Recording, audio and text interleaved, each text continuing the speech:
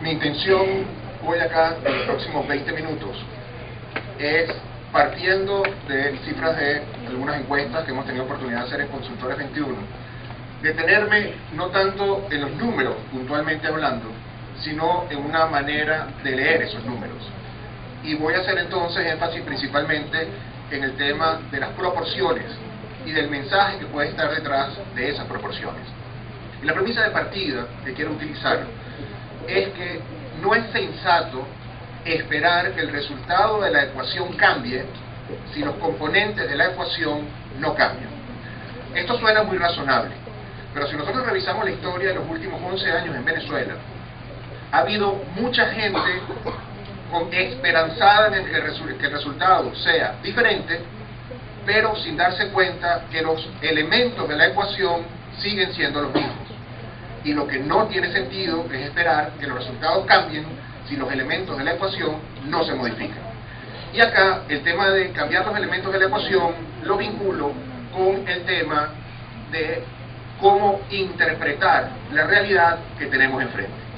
Entonces, para esto voy a utilizar como base un par de encuestas nacionales que hicimos en Consultores 21 en el mes de septiembre, y básicamente quiero que nos vamos a revisar lo siguiente. En primer lugar, el tema del que ya hablaron antes aquí y hemos oído hablar muchísimo en los últimos meses, cuidado si en los últimos años, que es el famoso tema de los ninis. La idea es tratar de responder la pregunta si los ninis son una realidad o son una ficción creada en términos de análisis.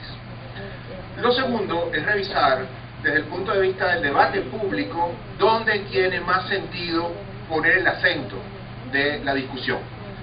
Y finalmente, tratar de responder sobre la base de cifras de encuestas una pregunta clave, que es si los partidos existen o no existen, más allá de su personalidad jurídica, es decir, ¿los partidos generan capacidad de identificación o no generan capacidad de identificación? Vamos entonces a comenzar con el tema siguiente. Frente a Chávez no hay neutralidad. Y esta va a ser mi premisa de partida para la reflexión. Cuando uno, en los estudios de opinión pública, obliga a la gente a ubicarse si está cerca del gobierno, cerca de Chávez, cerca del chavismo, o está cerca de la oposición, del antichavismo, los que no quieren al gobierno, dependiendo de cómo uno haga esa evaluación, va a obtener diferentes respuestas.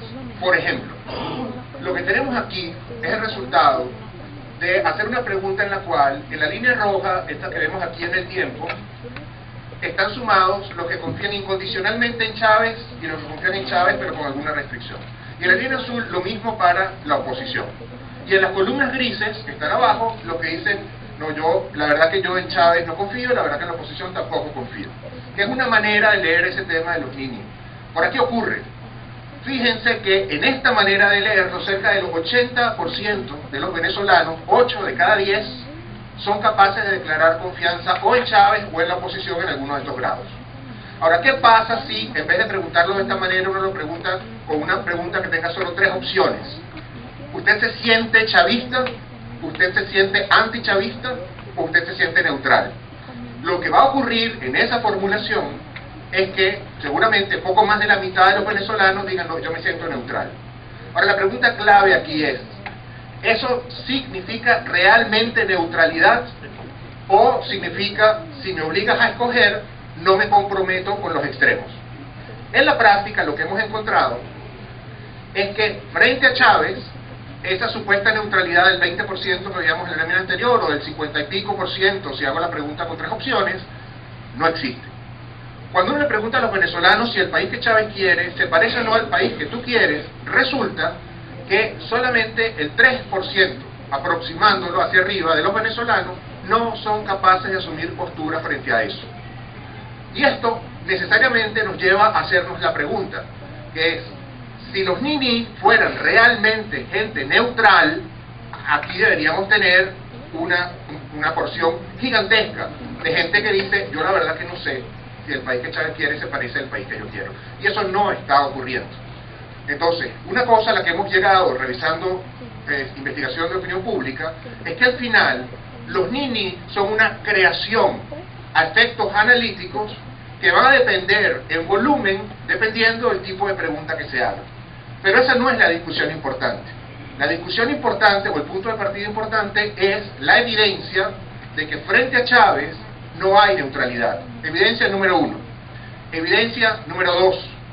Que el pedazo del país que no se siente en sintonía con el presidente Chávez es mayor al pedazo del país que sí se siente en sintonía con el presidente Chávez.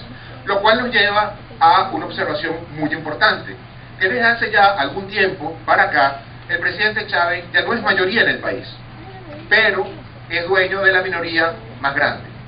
Y esto es un elemento clave, al cual me voy a referir al final. Luego tenemos el tema del debate público, del discurso, donde tiene sentido poner el énfasis si se está en un proceso de construcción de alternativas en Venezuela. Y voy aquí, he seleccionado 3 ejemplos de cómo las cifras de las encuestas invitan a pensar en aspectos en los cuales pareciera tener sentido poner el énfasis. El primero de ellos tiene que ver con el tema de responder la siguiente pregunta, que es ¿dónde está la fuerza para producir el cambio? Este gráfico es un poco complicado, no voy a detener a explicarlo, simplemente quiero moverme aquí a estos 2 rectángulos que están abajo. Lo que está graficado aquí es la misma pregunta que veíamos antes, es decir, si el país que Chávez quiere se parece al que tú quieres o no, separados por clases sociales. Acá tenemos los sectores más populares y aquí tenemos las clases medias y altas del país.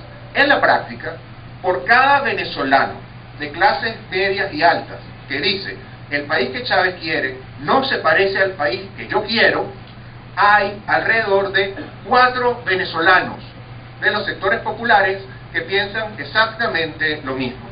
Y esto tiene una implicación importante, porque supone que cualquier proceso de construcción de discurso que busque promover la construcción de una alternativa en Venezuela debe tener necesariamente como destinatario los sectores populares del país y no exclusivamente las clases medias y altas. Un segundo elemento tiene que ver con la capacidad de construir esperanza en el futuro. Hoy en día está claro que el país que no está en sintonía con Chávez tiene una inmensa lista de razones para estar pesimista con respecto al presente. Y eso es absolutamente razonable.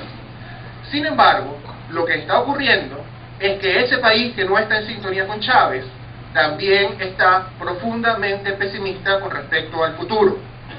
Y llevado esto a proporciones, acá tenemos al pedazo del país que declara confianza en Chávez, que no importa si está pensando en el país o en su propia situación, entre el 80 y el 90% es optimista.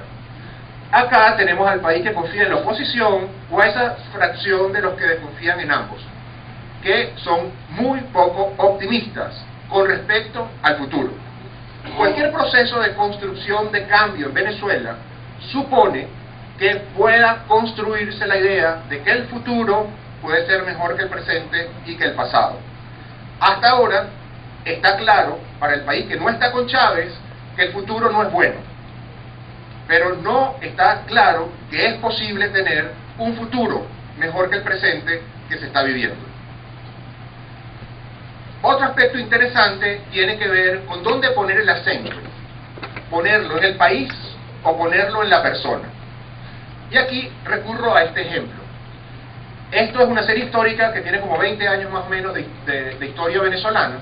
La línea azul son los que dicen que su situación personal es buena, y la línea amarilla, o naranja, los que dicen que el país está bien.